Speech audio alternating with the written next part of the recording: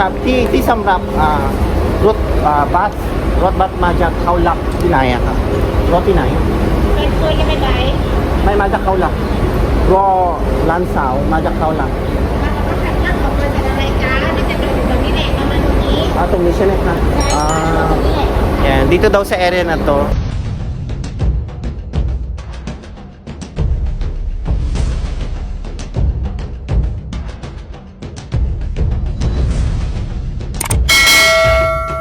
Hi guys, this is Jules and welcome back to my channel. So guys, nandito ako ngayon sa mismong Phuket Bus Terminal 2 dito sa Phuket, Thailand. Yan, so nandito ako ngayon sa mismong parking area kasi ngayong araw na to is susunduin ko ang aking Junakis. Yan. Dito sa bus station. So, yan, i-feature ko ngayon sa inyo ang local bus station ng Phuket, Thailand.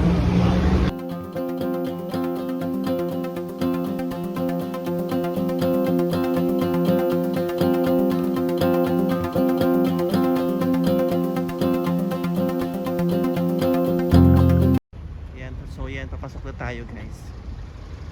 Yan. Usually itong bus station na to guys, dito ang sakayan ng papuntang Bangkok. Yan.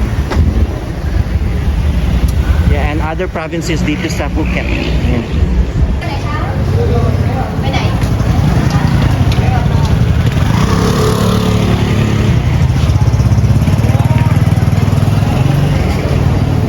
So ayan guys, dito na ako sa mismong harap ng bus station. And of course, ayan, papasok na tayo. Doon tayo maghihintay ng ng bus sa mismong likod ng. Ayan, so dito yung loob nito guys. Ayan, ito naman dito naman yung side ng ticketing area guys. Ayan, diyan kayo bibili ng mga ng ticket papuntang Bangkok and other provinces dito sa Phuket. Ticket area. Meron din silang CCTV so safe kayo. Ayan. Ayan. So guys, ang advice ko sa inyo guys, mas maganda siguro na mag-advance booking na lang kayo. Usually meron din sa via online, sa internet yun. And kung gusto nyo, pwede rin kayo mag-walk-in dito and yan, a day before your departure yan. Bumili na kayo ng ticket para maka-reserve kayo ng bonggang seats. Yeah. Papunta ng province na pupuntahan nyo guys. Yeah. Nawawala na naman na cash. Yan, so yan, dito ako ngayon sa mismong bus station. Ito yung likod niya guys. Yan, dito usually naghihintay yung mga pasahero. Yeah. So may mga yan guys. May mga may mga lane sila guys. Ayan, kung saan kayo pupunta yan sa yung guys, ayan, Bangkok lane 25. So yan, dyan kayo maghihintay ng inyong bus sa area na yan. So by lane siya guys. Ayan, yan naman siya guys papuntang Pattaya number 23. So iba-ibang lane, iba-ibang bus, iba-ibang province guys. Yan siya, yan. And ganyan yung bus nila dito. Sobrang laki niyan guys. At sobrang bango at sobrang linis sa loob. Hindi ko pa na-try mag-bus papuntang Bangkok guys. But then again, itong bus na to, nasubukan ko nung sumakay. Like way back 4 years ago nung pumunta ako ng Pattaya. Yeah, so naghihintay niya mga pasahero, naghihintay ng bus station. So hihintayin ko ang aking Junakis na si Ina galing ng Khao Lak. Sabi niya nakasakay na daw siya. Pero hindi ko alam kung saan yung kung anong oras siya darating. Siguro ito 1 hour and 30 minutes yan. Iba-ibang province yung mga yan by lane. So hanapin ko yung lane ng Khao Lak. Meron din silang dito guys, mga taxi service. And then of course meron din silang guys, tindahan.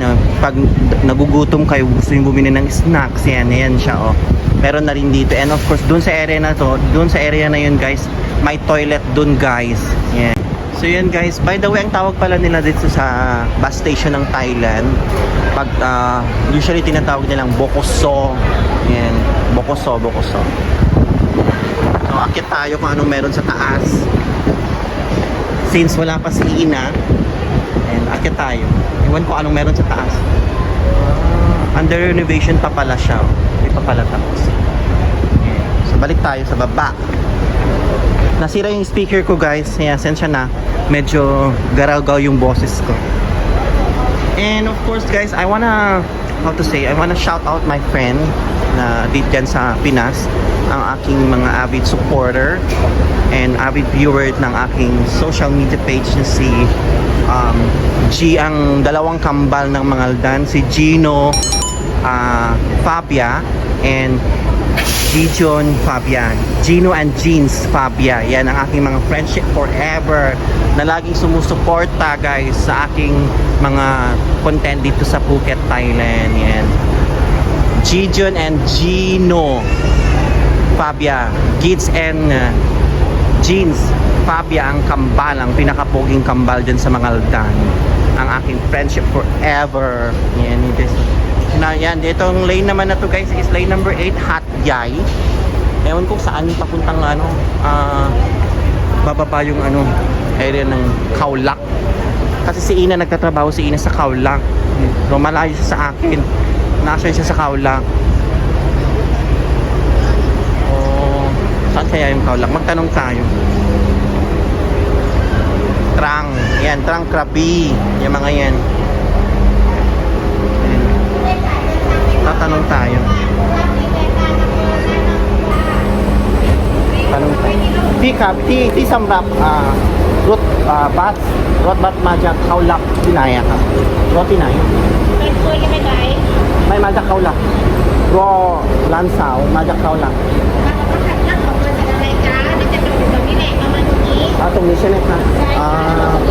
Yan, dito daw sa area na to. Yung mga bus na manggagaling Khao Lak. Yan. So, yan. Dito ako maghihintay guys. Medyo masungit yung ang si ate. Sinusungitan niya ako. But anyways, hindi naman tayo pwede magsungit sa kanila. Alam niyo na guys, tinagi kong sinasabi sa inyo, pag nandito ka sa Thailand, makisama and respect. You have to respect them guys.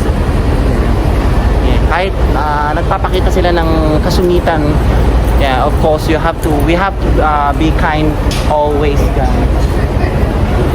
Kailangan natin silang friendship. Ito yung itsura ng bus dito sa Thailand guys. Mayroong maliit, yeah, may maliit, yeah, mayroon din siyang giant bus guys. Ayun siya yan, medyo malaki yan guys. May free wifi na rin. In fairness, may free wifi. Guys, sa susunod na vlog ko, just in case na pupunta ako ng Bangkok, itatry ko namang sumakay ng bus, local bus nila papuntang Bangkok, para at least may feature ko sa inyo kung anong meron sa loob ng kanilang bus guys. And then yan, kasi sabi ko nga sa'yo, na-try ko na nung pumunta ako ng Pattaya. So nakasakay na ako ng ganitong bus guys. Yan. In fairness, medyo sa loob sobrang linis talaga. Pero eto, ewan ko, hindi ko pa na-try yung Phuket going to Bangkok. So yan guys, ganito lang ang tsura ng local bus station dito sa Thailand.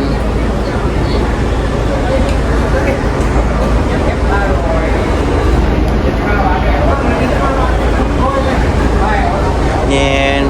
And guys, by the way, nasubukan ko na palang sumakay ng kanilang bus way back 10 years ago. Naalala ko na, kasama ko yung tatlong estudyante ko na si Mike, Arky at si Jaime papuntang Koh Samui. Yan. So yan, nasubukan ko na yung ganitong bus sumakay.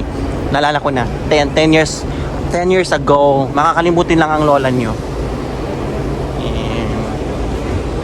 And fairness, yung experience ko noon, medyo maayos talaga, maayos sa kanilang bus guys.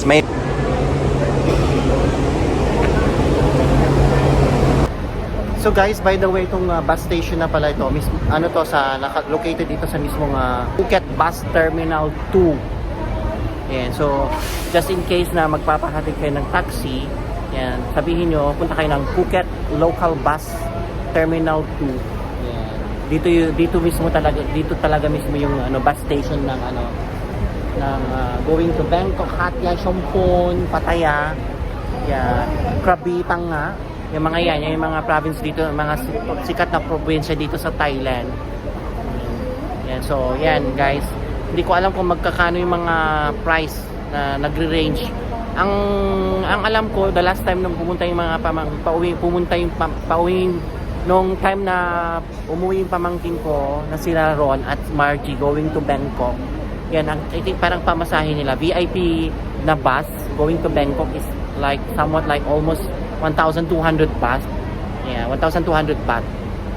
So yun guys, yung mga nandito sa Thailand na nagka-holiday and gustong makatipid and ayaw sumakay ng eroplano dahil mahal ang ticket ng airplane.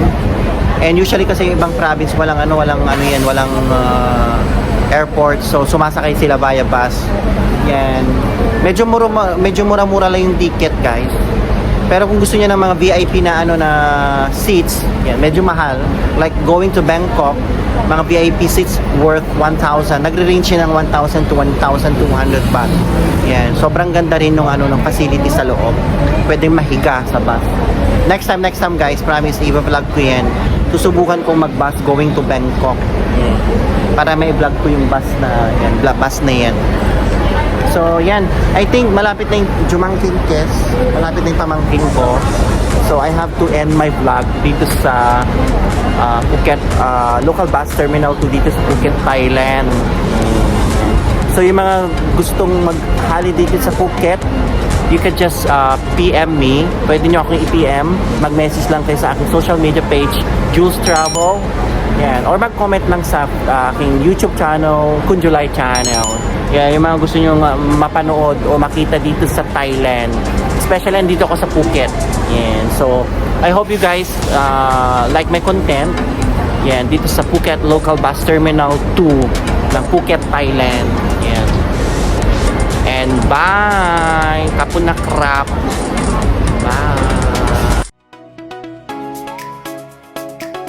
And guys, special shout out din pala sa aking Friendship Forever former manager sa aking work before, way back how many years ago, dyan sa Muntinlupa sa si Madam Achu at ang kanyang asawa na si Kuya Potpot. Yan, ng Binyan